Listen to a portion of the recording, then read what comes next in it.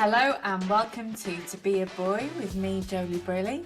And me, Elliott Ray. This episode is sponsored by Koru Kids, the UK's leading after-school nanny marketplace. In a minute, we have an interview with the Minister for Online Safety, Kanishka Narayan, who is going to talk through what the government are exploring in terms of the social media ban, but other measures that they're considering in order to keep children safe online. It's a really interesting interview and it does highlight how complicated this issue is in many ways. We wanted to just have a brief chat beforehand because since we recorded this episode, we have also published an episode which was a debate between two brilliant women on whether it made sense to ban social media for under 16s, but also a vote has taken place in Parliament. And so we thought we should just explore both of those things before we get into this episode. Elliott, I know you feel very strongly about the vote that happened in Parliament. Talk to me about it. I'm going to try and contain my anger. A little bit annoyed, to be honest, because this is a massive issue. It is a massive issue that everyone, particularly parents, are thinking about. And the consultation was out for a week. I think the consultation's for 3 months. It was out for a week and MPs voted on whether we should ban social media or not without the consultation concluding. And so from my perspective, if you are an MP and you're trying to look at this complicated issue and weigh out the pros and cons, there's loads of data and evidence to look at. But I think the big thing we should be doing is hearing from constituents, hearing from the public, real stories about what people, parents, young people think about how we should move forward. So the fact that the vote was taken before the consultation finished and there was time to actually properly look at the conclusions from the consultation just really annoyed me, to be honest. And I would hope in the future that that doesn't happen. I also feel like, the news is busy at the moment. Of course, what's happening in the Middle East is taking up a lot of headlines. And so it felt like the vote was done at a time when it's not going to be amplified in the media.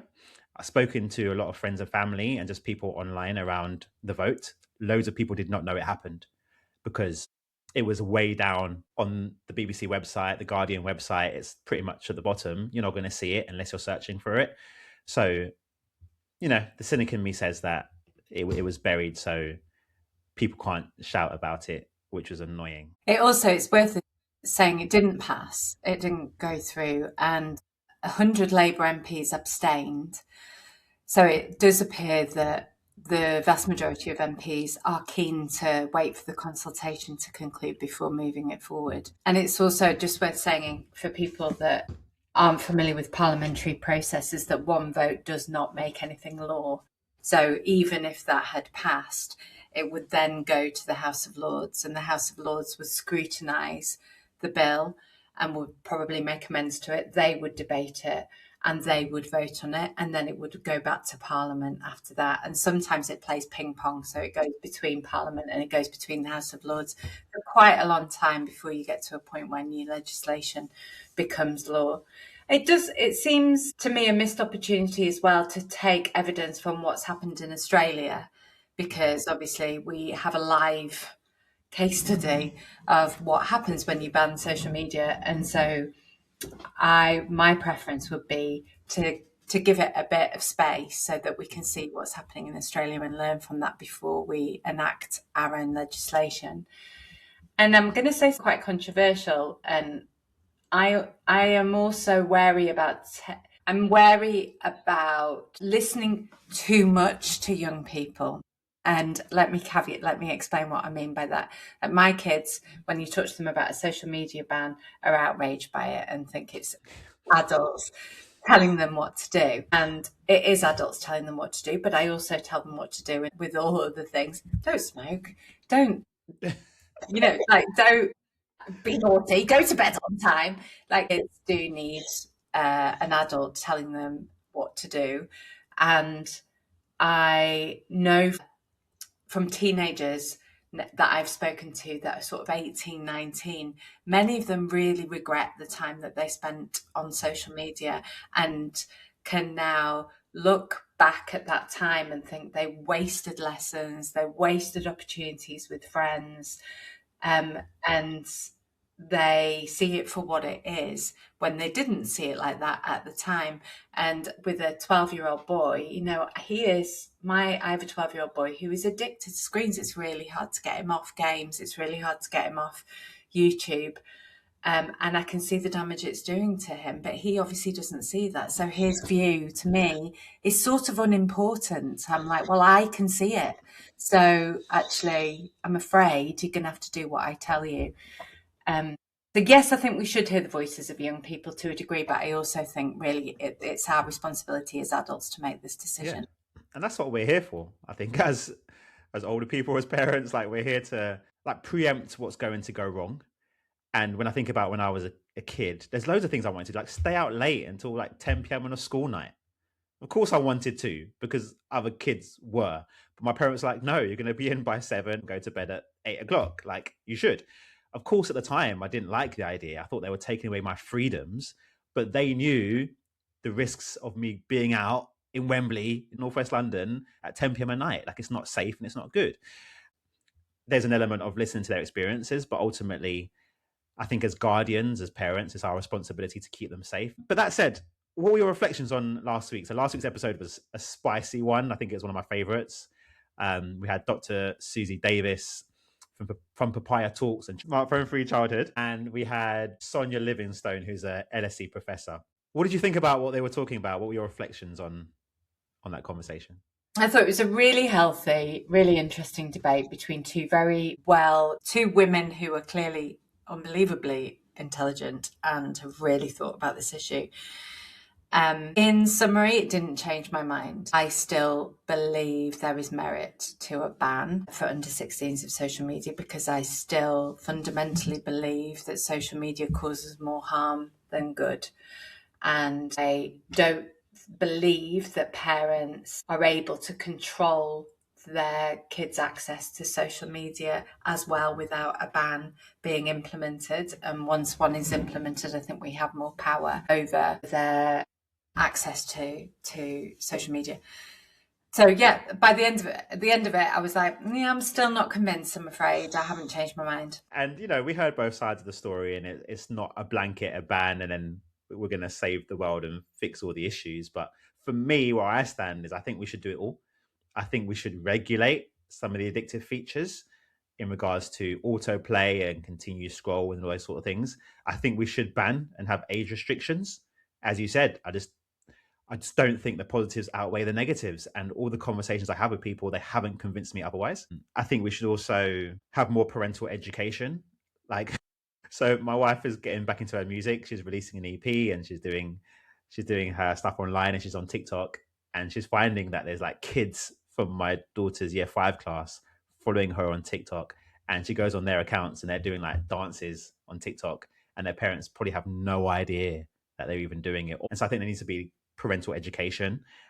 And there also needs to be more outdoor spaces, more third spaces, more youth clubs, more groups where young people can actually experience life out in the open and build all those communities and those social connections in person. So for me, it might be extreme, but I think we do it all of it, ban and the rest of the stuff. We can't control all that ourselves. I think as parents, we can influence quite heavily a lot of that stuff, but it does need government level funding and intervention as well.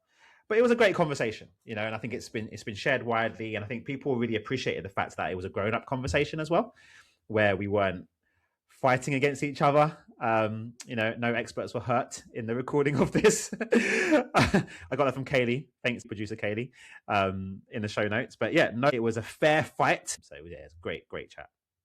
I mean, I would quite like to just turn off the internet, to be honest, but I do appreciate that's not possible. And yeah, I absolutely agree that there needs to be more education for parents and there need to be more third spaces. I talk about this without mentioning any names, but my son had 2 friends over last week and he's in secondary school. So these boys I hadn't met, the boys that he talked about.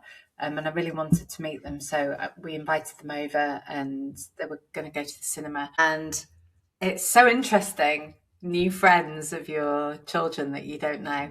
And so then I had a phone call with one of the mums about it. So she, we got to know each other a bit, and that was nice. And the other mum was very Was nervous. she like, oh my gosh, you're Joeli Briley? Was she? I'm very sad to say she wasn't. She didn't get to like, look, son, you be nice to this boy, okay? Their mum is I mean, I Joeli did Briley. explain it to the boys when they came over, obviously no. And the second mum didn't want to have a phone call and was very reluctant for her child to come over, and was very strict, like with her son, about where he could go and what he could do. And she tracked his device and where he was going. But at the same time, my son is very good friends with him because they talk to each other online all the time. And he had access to all social media accounts and everything on his phone, and no restrictions on it. And it just really occurred to me that, this happens a lot. Like, his parents were very nervous about what he did in the real world, but didn't have any restrictions over what he was doing in the online world. And obviously, it's not my place. I'm not being judgmental. My worry is there isn't enough education for parents still about the dangers that can exist online.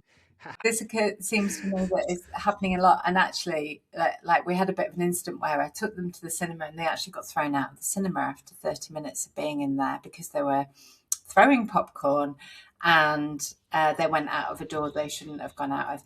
And again, it made me think, I don't think that would have happened if it was 3 girls.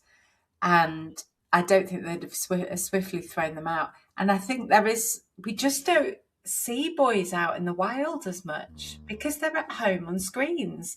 Like when I was younger, we used to go to the cinema and cause havoc all the time. And nobody threw us out of the cinema. It was just expected. Kids come in and they're a bit naughty when they're in there because they're out of the house and it's fun. Yeah, that's what happens. And I mean, there was literally nobody else in the cinema. They weren't disturbing anyone. They were the only people on the screen, yeah. And they still threw them out for a bit of popcorn being thrown. Like, so we're sort of making the outside spaces quite hostile for kids. And so they're inevitably going to gravitate as well to online. Now, I'm not saying my kid, didn't deserve to be thrown out. I haven't complained. I haven't been like, why have you thrown my child out? I haven't done that. I just think that we are becoming less tolerant of children in public, particularly boys and groups of boys. And I think that we also are creating environments where it just feels safer for them to be online than it does to go out. So we've got a local WhatsApp group for the local community, which is good. Sometimes it's serious stuff, actually, about, crime. But the other day, someone posted a picture in the WhatsApp group. Some boys were doing knockdown ginger. Did you do knockdown ginger, where you like knock on someone's door and you run away? Like, we did that all the time. Why do we call it knockdown ginger? We called it knock run because that's the name. Look, I don't know what it's definitely knock run. No, Kaylee, where's this voice come from? 2 against 1. Listeners, email in. Okay, it's knockdown ginger, but whatever you want to call it. Normal childhood games. Bit of fun. Yeah. Someone posted in the chat, these 2 boys knocked on my door, causing trouble around the local area. Blah, blah, blah, blah, blah. And I saw that and I thought, give me a break. They're kids knocking on your door and running away. Does their picture need to be in the WhatsApp group? Are we criminalizing these boys now because they knocked on your door and ran away? Like, okay, it's annoying. I get it. It's annoying. They probably shouldn't do it, whatever. But really, do we want to put their picture in the WhatsApp group so everyone can see them and be like, oh yeah, look how bad they are. And everyone's talking about where their parents, blah, blah, blah. And I just thought, we're overreacting a little bit too much here. Like, chill out. They're probably 12 years old. They're bored. We've all done this. It's normal. And I think what you're saying there, we're just like, yeah, basically, we just panic when we see kids out in public who aren't angels. And it's just like, it's just like really bad. And I think we need to, as part of this ban and restriction on social media, we need to get more comfortable with young people out and about. And sometimes they're going to be annoying, and sometimes they're going to be loud, and they're going to throw popcorn and do knock down ginger or knock knock, run away, whatever people call it. It's going to happen, right? Knock a door. We need to do a poll. Let's do a poll. We're going to do a poll. What's your word? Knock a door, run. Knock a door, run, knock down ginger. Kaylee, how do we do a poll? Can we do it on Spotify or something? Let's step that up and see. I agree, and also kids just need places to go as well, don't they? They need things to do. Like when I was younger as well, we used to just go. Have a pound, you get the bus into town, and you just sit on a bench in town, and like that's all you do all day. And people would come into town, and you'd see people, and you wouldn't buy anything. You just hang out. And I mean, I have no evidence for this whatsoever, but big groups of kids in towns now, I imagine, have moved on, or there's just nowhere for them to go. There's nothing for them to do, and so that needs solving alongside a ban on social media, alongside us regulating what's happening online. They need opportunities of places to go and have fun, which feel safe. Yeah, I think it sounds like a big task, and it is. But I think as parents, we can do things about that. I think we can give our kids more freedom. I think we can invite their friends over for play dates. We had a brilliant episode with Lenore Skenazy, and I think she talked a lot about that. And we spoke about how we make efforts to invite our kids' friends over and, do those things that help them to have real life experiences. So I think as parents, we can do stuff that we can control to a certain extent. And we also should have a sense of responsibility of getting involved in your local community. I think we've lost that as well. I think, my partner does the local football team. He coaches on the local football team. It's a lot of work, but I feel like as a family, we're doing something to contribute. I know loads of families, they don't do anything. And I get it, you're busy. I get it. But like youth clubs, years and years and years ago, were just voluntarily ran by adults who cared and wanted to build communities. And we've lost all of that. We have. Yeah. I've seen around here a couple of adults have tried to start a local youth club because they've been worried about the kids around here. And it was just two people were like, okay, I'll do something, but we need more people. Nobody else would get involved. But yet they moan when the kids are doing bad stuff. They're all over WhatsApp moaning about it. People do. If you want things to change, you've got to do something. Yeah, you have to. And so we are active in our local church. And before the little one came along, not every Sunday, twice a month, we would teach the kids Sunday school. And it was really bloody hard. And it was it was super hard work, right? Like those kids, you got to earn even in the church, you got to earn their respect. They're looking at you like, who are you? I don't care if I'm here for God. Who are you? And entertain me and teach me. And it's like, bloody hell, mate, you're in the place of worship here. I thought you'd be bringing your Sunday best. So it's really hard, but we did it. And actually it was so good because you get to know kids from the local area and they know you. And there was one little kid, I remember the first time I went there, and this kid was so naughty, right? Little black boy. Wasn't listening, so naughty. And me and him were just, at it. 2 months later, I didn't come one week, and my wife, we did it together, and he was asking for me, and he's like, "Oh, where's Elliott?" And I came the next week, and we bonded, and I could see him now looking to me for validation, and we'd talk about stuff, and we built this relationship, right? And I'm like, this is what it's all about: being in your community, spending time with people who aren't your children, and getting to know them, and trying to impart just life experience and perspective. And it was amazing. But I think part of this is by design. We're so busy, the cost of living, most of us are working, we're tired, we're stressed out, we've got to do all these things. Finding the time and energy to volunteer is hard. I get it. I really, really get it. But, where we can, right? Where we can, it might just be once a year or whatever. But I think it's a really good thing to do. And also, it's not just super altruistic. You get a lot of value from it back as well. Really? You do get a lot of growth and a lot of value yourself. Yeah.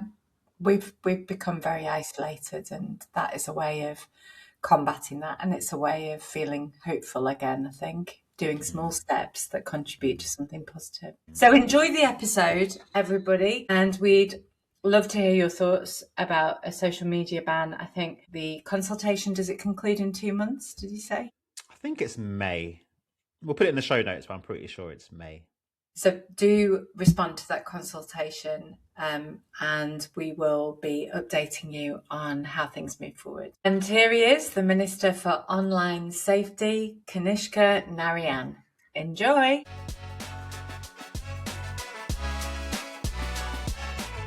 So, Minister, given the increasing global policy activity on social media age limits, it seems like it's the biggest conversation going on right now. Australia have become the first country to legally ban children under 16 from having social media accounts. And we saw that Spain recently announced plans to do something similar.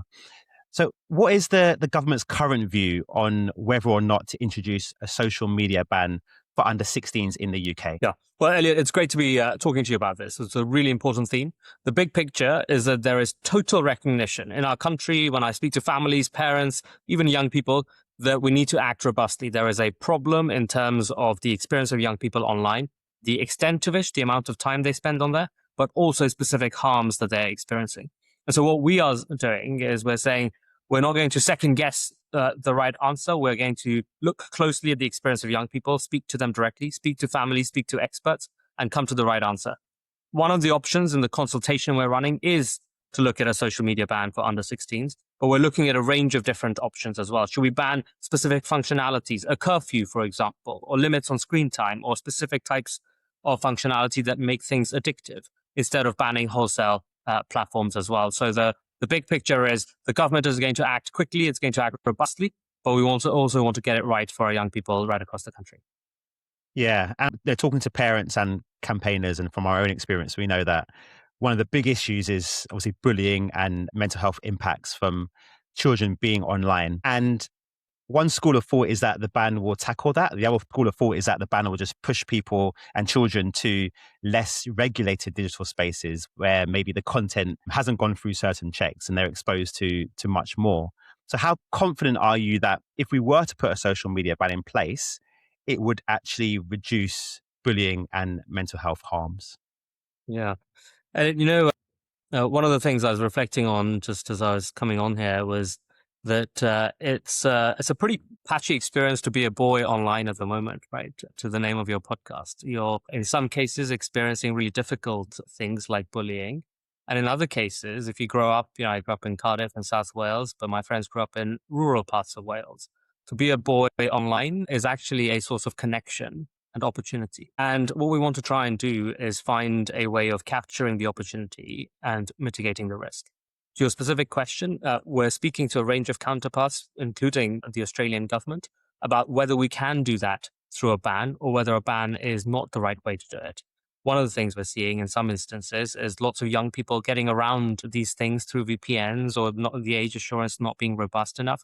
In other cases, we're seeing that specifying which platforms you ban can sometimes leave risky ones out and stop the opportunity, the connection aspects that I mentioned. And so for that reason, I'm not preempting where we end up because we want to get the conversation right, both in building consensus as a country on this, but specifically to get the policy right so that we allow people to be the best versions of themselves online, but alongside that we stop them from experiencing the harms. And how are you weighing those? It's so difficult to weigh up because obviously, the online world can be beneficial for children, for us. I am here doing my work because I have access to the internet and social media. And we know so many young people do find, as you said, connection, community, friendships, maybe their entrepreneurial spirit and businesses can grow. So there are good parts, of course.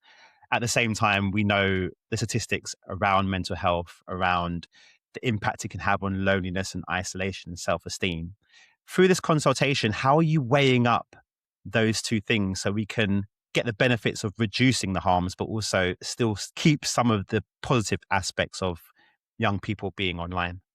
Yeah, well, this is the $1 million question. So there are some really acute risks where we just have to come and be much more robust on it. And so when you look at things like self-harm content, or when you look at cyberbullying, or when you look at, for example, the experience of women and girls online in terms of nudification, on those questions, we've come down very robustly. We've said, this is not a set of questions on which we're going to weigh up pros and cons. The cons are so clear that we're going to stop these things happening, make it a priority offense, and make sure that the government is doing everything to stop that stuff happening. There is a wider category of not just these specific acute harms, but what I'd call chronic harms, the sense that we're spending too long on our social media channels, on our phones altogether, and that duration ends up having an impact on our relationships, on our mental health, on our learning. There, I think we need to weigh up the pros and cons a lot more. And in terms of how we'll end up judging it, we'll, in the first instance, try to find as many win-wins as possible.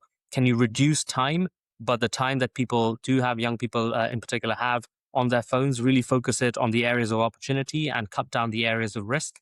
Can you stop the most harmful functionalities, for example, by stopping addictive algorithmic recommendation in some areas? So those are the sorts of questions we're looking at. How can you really be razor sharp focused on getting the win-wins for young people? This conversation reminds me actually of two previous conversations we've had on this podcast. One with a 15-year-old boy called Josh, who was incredible, and another with a woman called Cindy Gallop, who runs a website called Make Love Not Porn. So with Josh, we talked to him about a social media ban. He was talking about the manosphere. He'd been pulled into the manosphere himself. He had lots of experience of it. And his view on a social media ban was that he wouldn't support that. What he would support is better regulation of social media and what we see online. He felt that the cat's out of the bag. It's really hard to remove social media, and the benefits of social media can be vast, as we've just talked about. Cindy Gallop talked about pornography and the notion of banning certain types of banning pornography, which is now you have to have face recognition in order to access any pornography online. And her view was that, again, we're going about it the wrong way. People will always want to access pornography.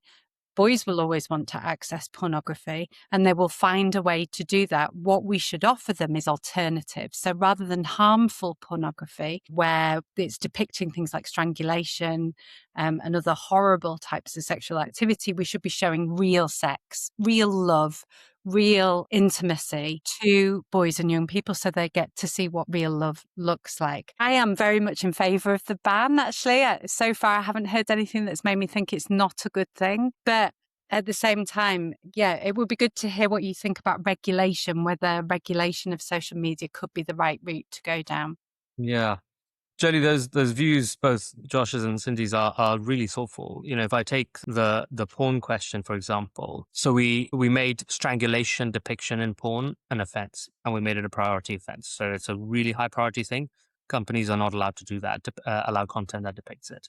And that's because of exactly what you said, which is that the attempt here is to not ban something altogether. We're not trying to stop adults from consuming this content, but to shape it in the direction where it's healthy, where it's appropriate, and as realistic as possible. We were seeing too many instances of young women and girls in particular experiencing strangulation in their intimate lives as well. And I think culture has an impact on what behaviors we end up carrying out. And so that was the reason for that. We similarly introduced age assurance on adult sites in the summer. Initially, yes, people tried to get around it through VPNs. That has since leveled off quite a bit. But what we now see is on most of those sites, you have pretty robust age checks. We want to get better and better in holding companies to account there. But regulation in these areas, alongside enforcement, Ofcom is running 92 investigations, is just fined a company £1 million so that it doesn't show porn to kids.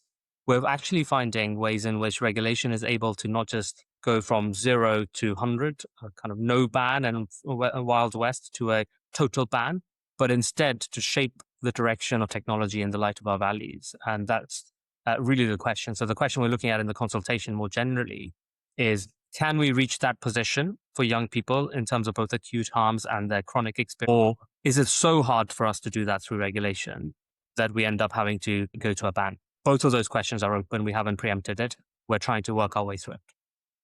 Thanks. Yeah, it feels like on the regulation issue, if we're finding a middle ground, some people say a ban is too extreme, we need to regulate. And with technology moving so quickly, with new apps coming up all the time, with habits changing online, do you genuinely feel like the government is equipped to be able to keep up with social media apps, these massive billion-dollar companies, and put the regulations in place in time to protect young people?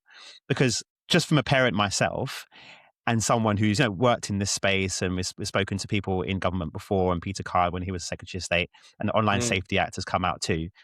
I don't feel like any government actually has the ability to proper regulate these social media companies. And that's not necessarily a criticism of government. I think it's just the reality of how big and powerful and innovative these social media companies are. So with that question around regulation, do you have that belief that we could get to a place where the regulation is actually keeping children safe, every child safe? Is that a possibility in your mind? I feel like we have to believe in that possibility, because if you think about what we want as a society in so many areas, to lurch to a ban across all the areas of our online experience and social media would be something that I think we wouldn't have public consent for. People consistently already say in some areas you've gone too far on online safety, and I'm not finding my free expression supported in the way that I'd like. So the reality of where we are is we want online experiences which give us opportunity, give us a free avenue for expression, but at the same time, we want to try and mitigate harms for every child in particular. And so in that context, I feel like the regulatory enforcement has to be good. Even, by the way, if you do a ban, the ban's effectiveness is entirely reliant on the quality of enforcement. And so whether you're doing a ban, can you age assure a ban properly so that you can tell who's under 16 and who's over 16? Can you make sure platforms are doing that properly? Can you make sure the ban is being enforced uniformly rather than people getting around it in the way that we might see in other countries?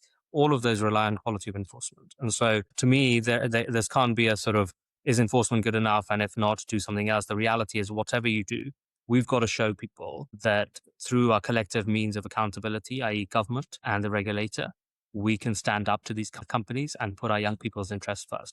That is the foundation on which every option relies. Yeah. And does the online safety bill, does that go far enough? Do you think the regulation that we've set out in that bill is what we need to regulate, or is that bill a start and there needs to be more steps to achieve stronger regulation? Definitely a start. The Online Safety Act, I briefly worked for the Labour Party when the Online Safety Bill was going through Parliament. It took 7 years to come up with the whole thing. Technology has moved radically since then as well. And so, of course, we need to keep up with it. There are lots of new risks coming up. We've already announced that we're going to look at some new types of risk. As I mentioned, strangulation, it wasn't made a priority offence in the Act. We thought that was wrong. We had to do that. We did that. Self-harm content wasn't. We've made that a priority offense. Cyber flashing was not a priority offense. We've made that a priority offense. Nudification tools were not mentioned as banned. We've banned them. And so again and again, we're saying, yes, it's a good foundation, but there is so much more to do to keep up with both a sense of technology, but also a sense of harm that people are experiencing. Today's podcast episode is sponsored by Koru Kids. When my kids were younger, I never considered getting a nanny. It just seemed like something posh people do, something completely out of reach, certainly for me. But times have really changed, and with nurseries, childminders and wraparound care, costs can really mount. And just imagine the peace of mind of having one person who your kids love, who you can rely on implicitly to look after your child in your home, someone who can handle school pickups, help with homework, sort dinner, and help the kids wind down. So you can finish your work guilt-free and come home to peace and serenity and be totally present with your kids. If I was to have another baby, which, I definitely won't be because I bought a dog instead, I would be considering nannies as an option. The flexibility, the simplicity, having one person you can fully trust. I hear you. Shout out to the dog parents, me included. I need that in my life now. Koru Kids has full and part-time nannies that can work when your family actually needs them. Their nannies are vetted and trained, and they work all across the UK, so they will be where you are at. So why not have a look at their website, korukids.co.uk. It is free to search, and you can see what the cost difference is and whether it's a good fit for you. korukids.co.uk, that's KORU kids.co.uk.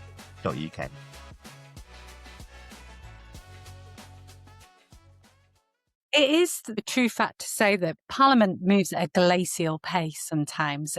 Getting anything through Parliament takes a long, long time.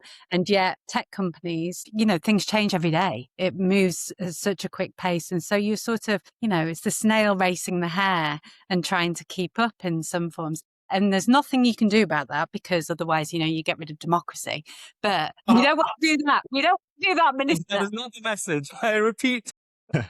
We definitely don't want to do that. So is there something else that is alongside this could come into place where we're educating parents better on what they should and shouldn't be allowing their children to view, and what is a safe amount of time to spend on screen? Is there a way we can do more with schools so that I would like to see all schools ban mobile phones completely, so mobile phones are not allowed in schools? To me, there is no reason for a mobile phone to be in a school. But what's the other stuff outside of legislation that we could do that could make a change for the way our kids are just becoming screen zombies? Totally. Look, two things that are really on my mind. One, I think government can be a hair as well. And so to give you a specific instance of it, at the start of the year, Grok, the AI chatbot on Twitter or X, started allowing people to create non-consensual nudes of people. Within days, we were out there. The law is the law. We didn't try to change the law overnight, although we did accelerate parts of it. But we stood up and we said Elon Musk and Grok were in the wrong and they had to take it down immediately. Within the course of, I think, about 48 hours or so, if I remember correctly, they'd stopped allowing that in the UK. And so I wouldn't lose hope in the power of what we can do together. Yes, the law takes time because of our democratic processes, and sometimes we can move a bit faster. But at the same time, government can be a hair in this race as well. But the second thing you said is really, really important. What we're trying to do is to support parents wherever they feel it is helpful to make sure that they can have both conversations. So we've just started a big media literacy campaign as well, where we've got an online hub. Parents can go on it. We'll put the details as part of the podcast content notes as well. Parents can go on the hub, get advice on how to do it. But we're also putting these TV ads out where we hope that there'll be prompts for conversations between parents and children as well. And then in schools, you make a really important point. So we've got this guidance that says mobile phones are not to be used in schools. And we are now making that a part of the Ofsted inspection regime as well. So schools are going to get held to account for this alongside it as well. I've been to tons of schools in my constituency and beyond, and it is very clear that schools that are implementing it are seeing a significant difference in the quality of engagement, some of the behavioral patterns, frankly, even relationships between how kids will interact with each other. And so that is very much on the agenda as well. We'll get some guidance out for young pupils in particular and their families as well. I think this is really important because I think a lot of the conversation we've had today and the general conversation is around the extreme. It's around porn, harmful content. But I think a lot of parents are just worried that the kids are spending too much time. Like they may be scrolling on things that it's just football, it's not harmful things, but we're losing them to the scroll. And I think it's an important point to make that the harm is not just the harmful content. The harm is that it's addictive. The content might be okay, but it's addictive. With that in mind, how much of that is forming and going to form, I guess, what you do going forward in regards to the result of this consultation? It's definitely a big part of it. And so in the consultation, we're looking at specific functionalities that can be harmful for the sort of reasons you're describing. Should we place mandatory curfews? Should we have times overnight in particular? I have some friends whose children kind of scroll in particular late at night. Should we place clear curfews? Should we have time limits in terms of total number of hours? Should we look at functionality limitations on algorithmic recommendation of the sort that is addictive? So you can't just keep scrolling through tons of shorts. Already, I think on YouTube, for example, parents can stop YouTube shorts, the kind of automatic doom scrolling stuff that happens. And so a lot of it is focused on that question. The one thing I will say is this, on behalf of some young people, they tell me that you can stop us, but my mom and dad is pretty addicted to doom scrolling as well. And I have to say my mom 100%. And dad are always on their phone as well. So look, some of this is, yes, we want to get it right for 16-year-olds, but we shouldn't just stop at 17-year-olds, then doom scrolling away as well. A lot of this is a much broader cultural and societal question that we have to tackle together. Couldn't agree more. I was on Instagram yesterday and I was watching a reel, and before the reel finished, halfway through, it was already kind of going up, encouraging me to swipe before it had already finished. I was thinking, I haven't even finished watching this 15-second clip. And you already want me to move on to the next one. Like, give me a shot. So yeah, I 100% agree that the education needs to be for parents as well. I am not perfect. I'm addicted to my phone too. And so I think there needs to be that, that in place too. So the consultation is coming up. Tell people what it's about, how they can get involved, what's the timeline, and what do you want people listening, the parents listening to this podcast, what do you want them to do in regards to engaging in that consultation? Yeah, great. So we're going to launch the consultation in just a few weeks' time. It's going to be a very short, sharp thing. We have promised that by the summer, the government is going to act on the results of it. And so we're going to run it for the course of a few months. And the big ask is, as soon as we launch it, would love for parents, young people, experts, anyone interested to engage with it. We're going to set up a separate one altogether for young people, because I really want to make sure we're listening directly to them and learning from their experiences and hopes and fears. But you can engage with it online, and we'll set up a bunch of ways for people to feed in. We're also, alongside the formal consultation, running a broader national conversation. Today, the conversation we're having is going to be very insightful and helpful as part of that. I've been in a school. I spoke to parents last week. Secretary of State's been in a school this week as well. So we're out and about every week listening directly to young people, families, and experts. And we'll hope we'll get to a good decision as a result of it. Great. And last question. This is a very emotive topic. I've come to discover that talking to family and friends, people get very emotional about it. I think it goes to the heart of our parenting, what we believe about the world, the future. What kind of tone of conversation would you like to see people having, campaigners, parents? What kind of question do you want us to be asking? What feeling do you want us to lead with as we are going through this very important next few months that's going to define a generation of young people's experiences online? I love this question. Yeah, I just made it up. Don't know where it came from, but you know. I'm on a roll today, Minister. I'm on a roll. I love this question because very often in these debates, I think people end up having a very fixed view of sort of, I'm pro-ban and I'm anti-ban, and then they're sort of in this adversarial parliamentary context with each other. The thing I really felt very instinctively when I was in this school 2 weeks ago speaking to 11 to 15-year-olds was the level of trust that I felt in them by the end of the conversation. They didn't agree. Some of them were in favor of a ban, some of them against a ban.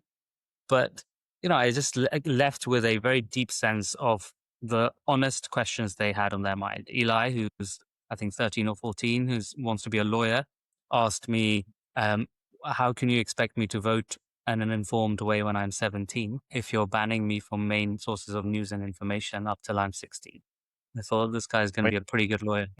The biggest thing, I think, in terms of tone is a tone of trust, because I genuinely believe this is a question and a range of questions on which we want to get to the same outcome and put our kids' interests first. Nothing else matters. But I do genuinely also think that there are a range of possible ways to get there, some of which we will collect more evidence on, some of which we won't be able to conclusively collect evidence on. And so in particular, trust, but trust in our young people is a really important part of the entire conversation, because frankly, whatever the answer is, it will only work also if young people feel brought into it, rather than feel like we have thrust something upon them that they need to try and get away from. Yeah. I have our babysitter looks after my boys. I've got 2 boys, 10 and 12. He is 17, and he said to me the other day how much he regrets the time he spent scrolling on social media, and he's taken all social media apps off his phone. And he said from the age of 14 to sort of to 16, he just spent all his time on Snapchat, on Instagram, just scrolling. And now he really regrets it and has made amends and got rid of all of his apps. But it was brilliant because he said it in front of my kids. And I was like, see? Role model. Good role modeling. Yeah. Yeah. So I think there is as well an education piece as well for the younger people who are so obsessed with it to understand that actually the harms of it and the damage it's doing. And then we're not just going no for the sake of it. We're trying to support them and help them with something that is really, really important for their mental and physical health. Totally. But Minister, thank you so much. I'm sure you've got important things to do, fixing the world the online world for young people. So we're going to let you go and get on with your job. Thank you. But thank you so much for joining us. I feel really energized from it. So thank you. Yeah, it's been great. Thanks so much for having us. Thank you.